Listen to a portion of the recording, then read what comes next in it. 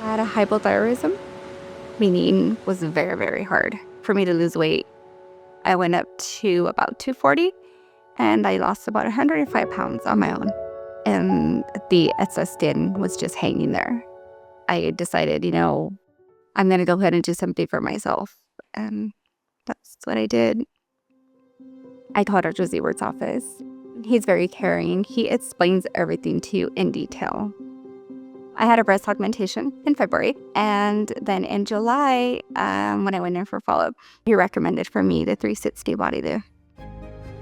I think for me, it just felt different once I went in for my post-op and they removed the bandages.